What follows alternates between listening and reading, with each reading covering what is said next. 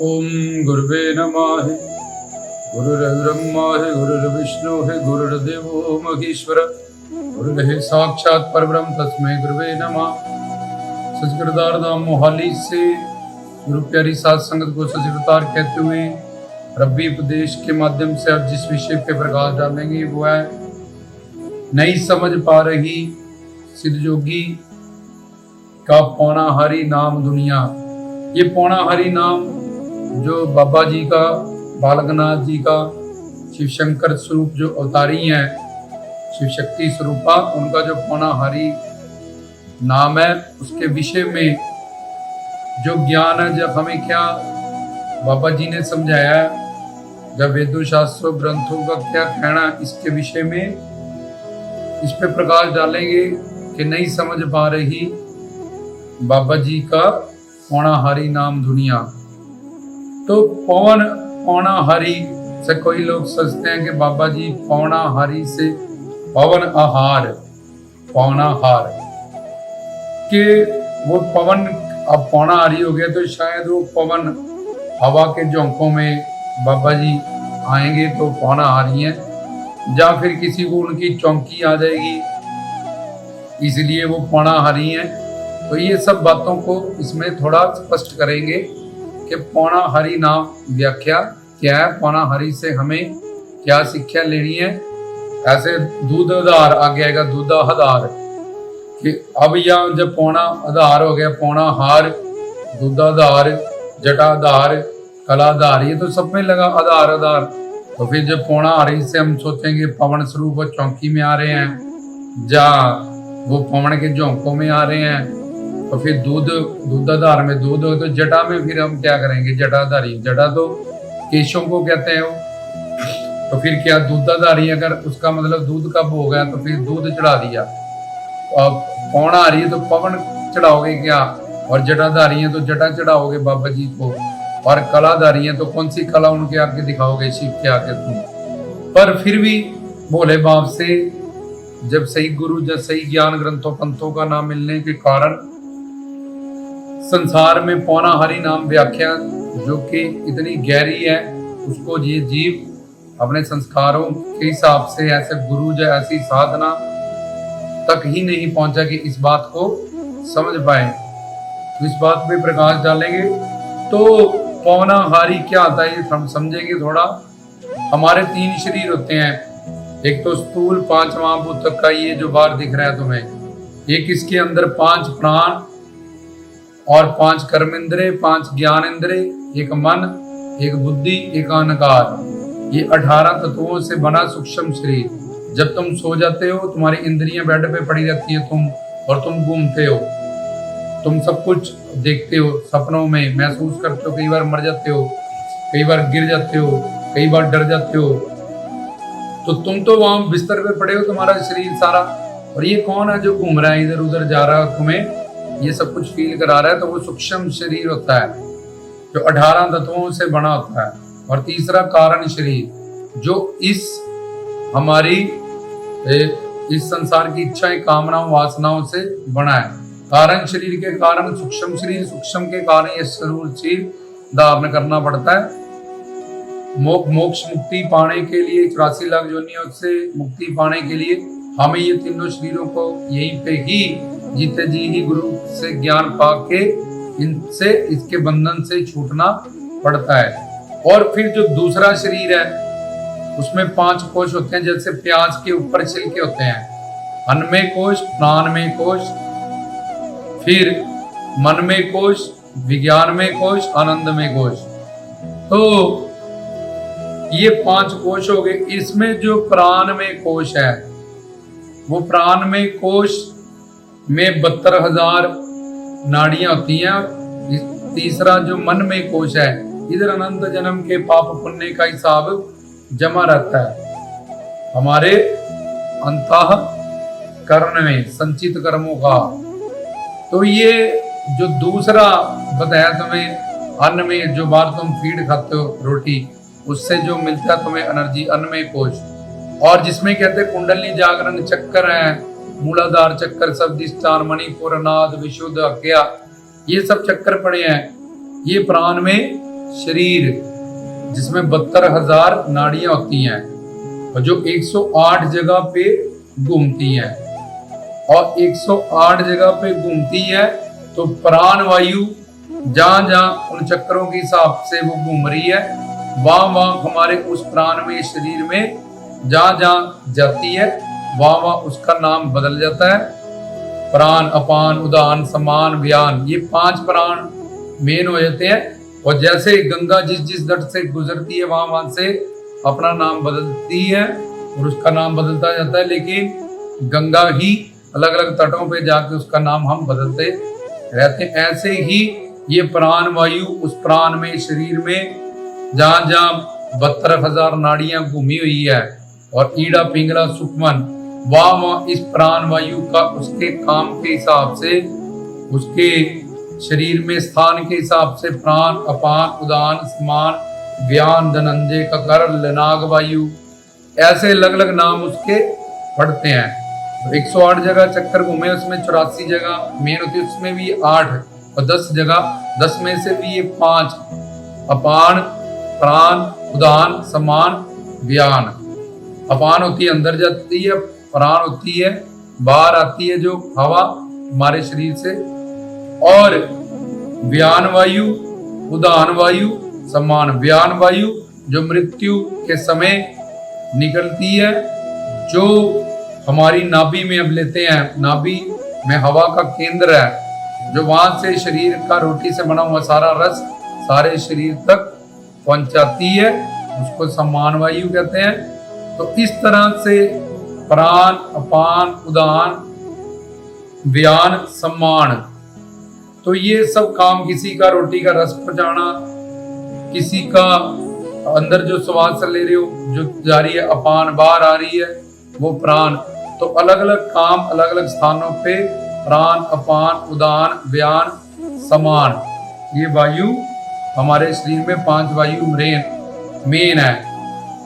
तो वैसे तो ककरल, जैसे तुम्हारी आंखें बिज रही हैं, जिनसे आंसू आते हैं आंखों में, हमें उबासी आती है, मलमूत्र त्याग करते हो, ये भी अलग अलग वायुओं के नाम होते हैं।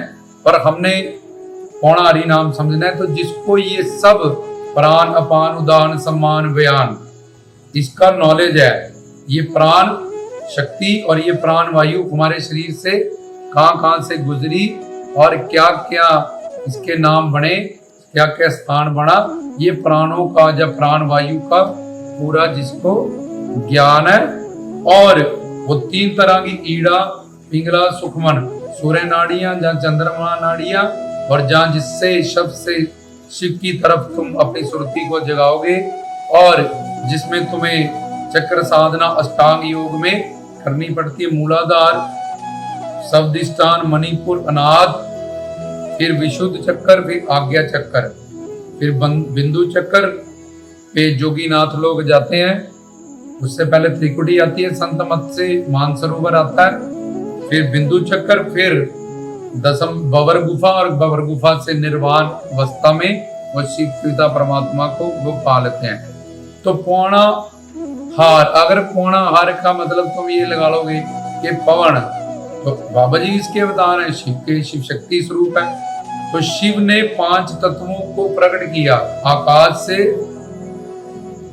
सबसे पहले शिव, शिव से माया, माया से रज, तम, सत, 3 गुण, 3 गुणों से जो अहंकार तत्व है, तामस गुण में से, उसमें से आकाश, आकाश में से वायु, वायु में से अग्नि, अग्नि में से जल, जल से ये पृथ्वी आई, जिस पृथ्वी पे तुम बैठे हो। तो ये 5 तत्वों को प्रकट करने वाला शिव है। ये 5 तत्व शिव के अधीन है, शिव इनसे बाहर है। और बाबा जी शिव शक्ति स्वरूप का अवतार है। शिवलिंग की तुम परिक्रमा नहीं कर सकते हो, पूरा नंदीवाल बैठे हैं वहां पे रास्ते में नाली के। शिव को कोई नहीं समझ सकता, शिव को वही समझता है जो शिव का स्वरूप हो जाए। तो शिव का स्वरूप होने के बाद वो खुद ही शिव का स्वरूप हो गया, तो शिव को क्या समझाएगा वो। पर शिव को अब तुमने पौना आधारी नाम सुन लिया, ये समझ लिया कि ये तो पवन के झोंके में आएगी। तो पवन, आकाश, ये सब 5 महाभूत माया के अंडर है। जब कुछ नहीं रहेगा, ये 5 महाभूत तक नहीं रहेंगे, भूत नहीं रहेंगे, तब भी जो रहेगा वो शिव है। उसका नाम है स्वयंभू, उसका नाम है त्रिलोकीनाथ, उसका नाम भोलेनाथ, महादेव, देवादिदेव। उसका नाम शिव मतलब कल्याणकारी, मंगलकारी मतलब पवित्र। तो ये अगर पवन को उदाहरण बना के मान लेंगे तो चौकी में आ रहे हैं, या फिर वो पवन के, तो पवन तो माया के अंडर है, पर ये 5 महाभूतों से बाहर है। जो भी संसार में इन 5 महाभूतों से बना है सब नश्वर है, अनित्य है, सब एक दिन खत्म हो जाएगा। और दूसरा ये प्राण उदान सम्मान व्यान, इस सब प्राण का जो ज्ञान रखता है, सब उसके अंदर सब वायुओं का, और इस प्राण वायु के माध्यम से ही वो शब्द से शिव की तरफ अपनी कुंडली जागरण को करता हुआ प्रस्थान करता है। शब्द गुरु जब पवन गुरु के आधार पे वो साधना करता है, पवन से, शब्द से वो पवन गुरु तक पहुंचता है, पवन से वो सिंगी शिव जी के डमरू नाद तक पहुंचता है, तो फिर वो साधक शिव तक पहुंच जाता है, बाबा जी तक पहुंच जाता है। इसके लिए हमें एक काबिल सतगुरु की, पूर्ण सतगुरु की जरूरत है। और बाबा जी का जो शरीर है, जब उसमें गोरखनाथ ने मुद्रे डालने की कोशिश की, उसमें से दूध निकला, उसमें तो खून निकला ही नहीं, क्योंकि उनका शरीर मानवी नहीं था। उनका शरीर को कहते हैं निर्वाण शरीर। जब शिव शब्द से हम शिव तक पहुंच जाते हैं, तो शिव तक पहुंचे हुए साधक को या शिव तक पहुंचे हुए योगी नाथ को, उस अवस्था को कहते हैं निर्वाण अवस्था। कि ये शिव का स्वरूप हो गए बाबा जी, शिव जोगी पुणारी शिव शक्ति के आंशिक स्वरूप अवतार हैं। तो ये मायावी शरीर, जो इस आंखों से दही में कीड़े होते हैं वो नहीं देख सकता, इससे ज्यादा चील देख लेती है ऊपर उड़ती हुई, कुछ मीटर किलोमीटर तक इस जीव को दिखता है, लेकिन चील को हजारों किलोमीटर से नीचे जहां मांस पड़ा है वो दिख जाता है। तो इस आंख से ज्यादा शक्ति चील की आंख में है।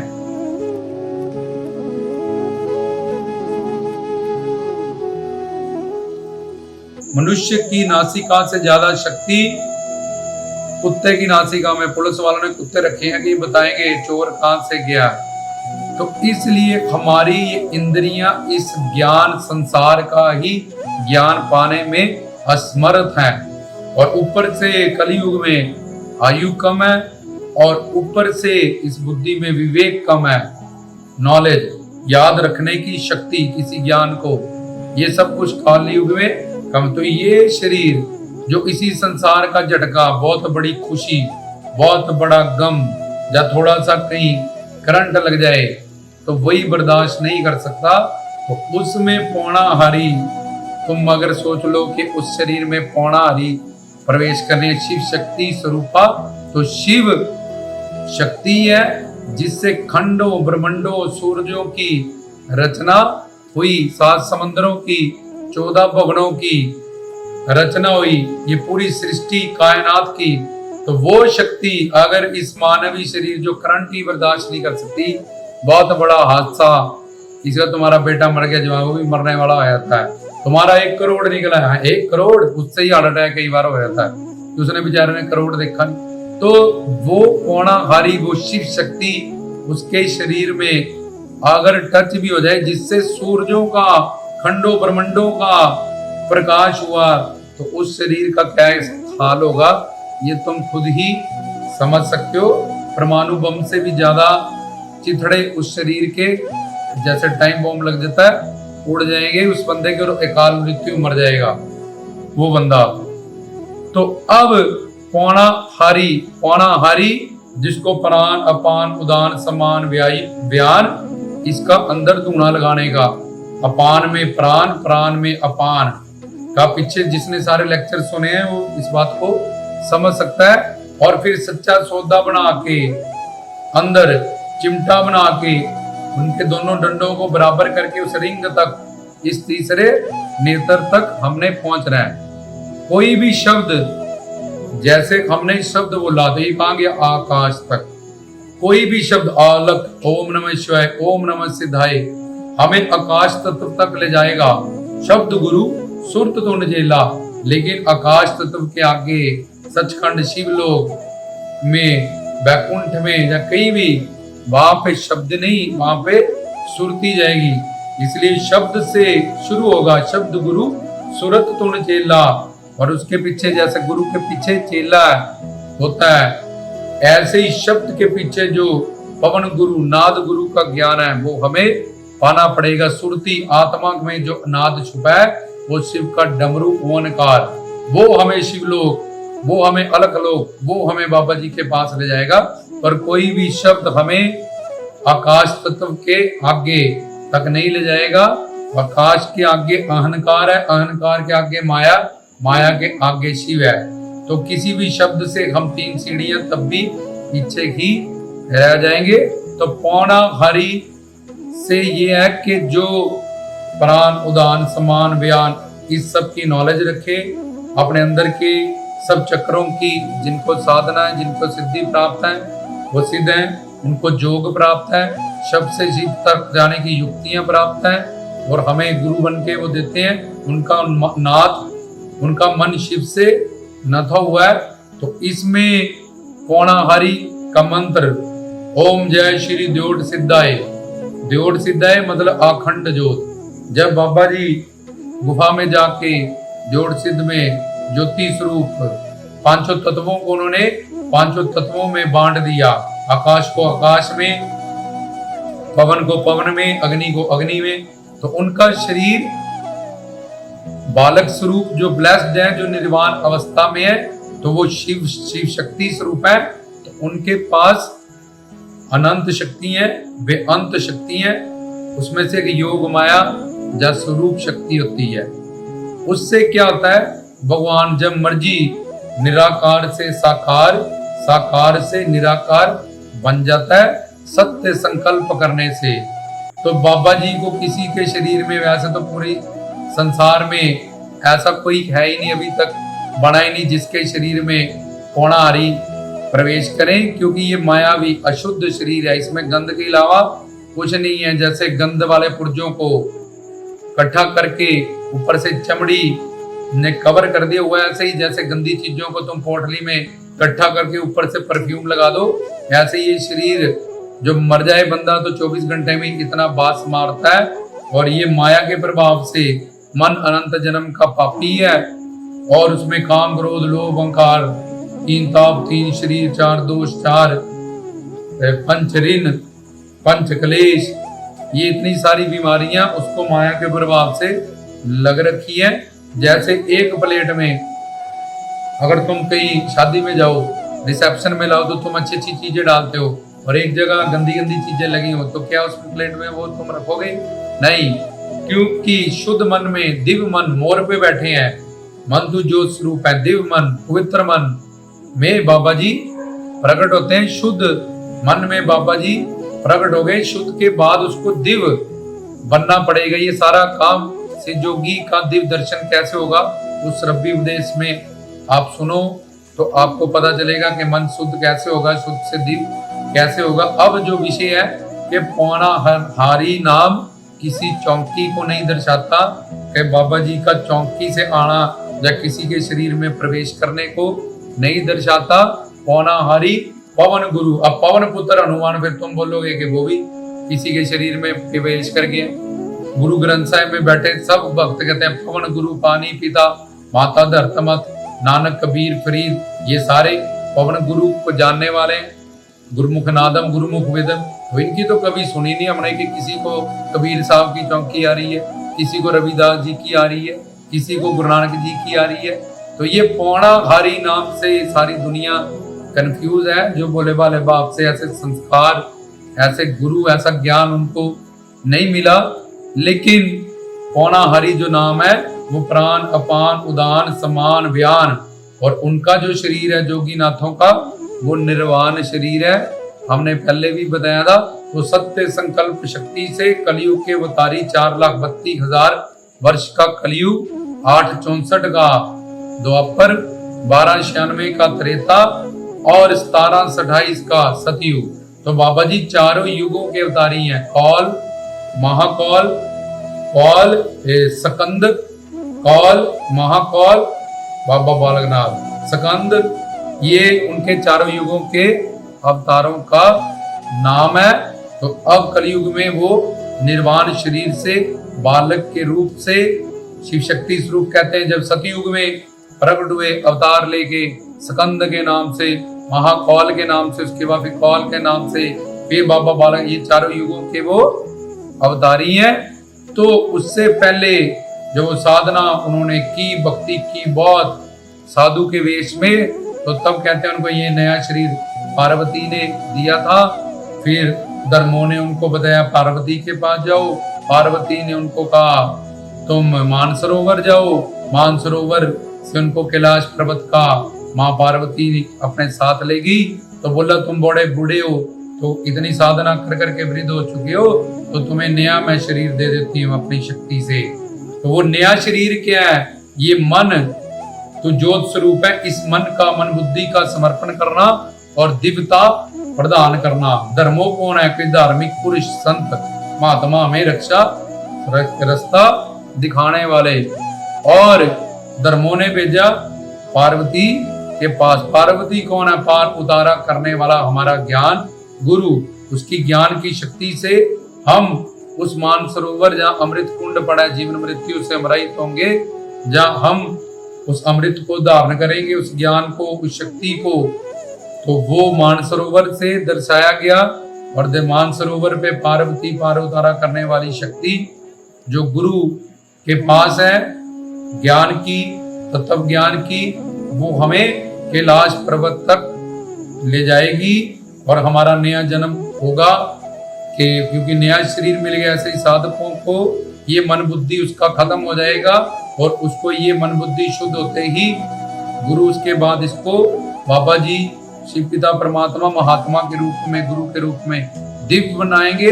और दिव्य रूप के बाद उनको फिर जो उनका बालक स्वरूप है, निर्वाण स्वरूप है, शिव शक्ति स्वरूप है, उनका दर्शन दीदार होगा। तो उनके मंत्र से ओम जय श्री द्योड़ सिद्धाय, द्योड़ सिद्ध अखंड ज्योत प्रकाश के स्वरूप में मेरा असल स्वरूप है, बाबा जी कहते हैं।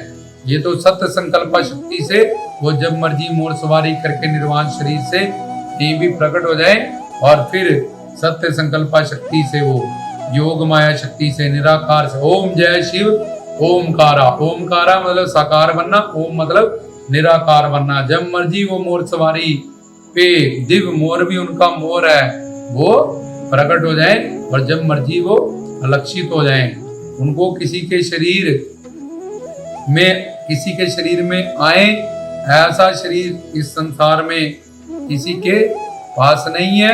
और बाबा जी में इतनी शक्ति है कि कोई औरतों तो लड़कियों को तो उनके पास भी नहीं जाने दिया जाता। और जब तक सिंगी, चिमटा, जोली, लंगोट, कौवे, इन सब का ज्ञान हमें हो नहीं जाता, तब तक हम इस बात को समझ नहीं सकते हैं।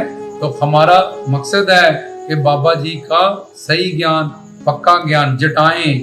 तो तुम जब दूधाधारी से अगर दूध, और उन्होंने दिखाया जब चिंटा मार के माता रत्नों ने ताने दिए कि भाई मैं कुछ नहीं खाता, लस्सी भी निकाल दी, रोटी भी निकाल दी। रोज लेने जाते जी बाबा जी समाधि लेने अपनी तपस्या करते थे। उनकी गायें भी शिव पिता परमात्मा अपने आप ही संत के कार्य आप हलोया, हर काम करावन आया रामो काल पुरख करता पुरख सच्चे पाशाह। शिव ही उनकी गैयों को चराता था। जब उन पे इल्जाम लगता था कि फसलें उजड़ गई, ये पाली बन के सही काम नहीं करते हैं, तो फसलें हरी भरी हो जाती थी। तो क्योंकि उन्होंने खाया नहीं, अब बोला कि तुम हम दूधाधार नाम व्याख्या सुनोगे तब तुम्हें पता लगेगा कि दूध क्यों, दूध का भोग जलाया जाता है, हम चढ़ाते हैं श्रद्धा से। दूध कहाँ से आता है? गाय से। गाय में क्या है? कह रहे गाय में 33 करोड़ देवी देवताओं का वास है। और गाय हरा घास आती है और एंड में चिट्टा सफेद दूध निकलता है। ऐसे ही हरा घास का मतलब हरा भरा ज्ञान, जो हमें इस उजाड़ को, इस बंजर जमीन को, जो काम क्रोध लोभ अहंकार से मोह ममता से ग्रस्त हुई पड़ी है, इसको भक्ति शक्ति का, सेवा का, ज्ञान का घास, गाय का जो घास है हरा भरा, ये ज्ञान का प्रतीक है। जो हम जब ग्रहण करेंगे और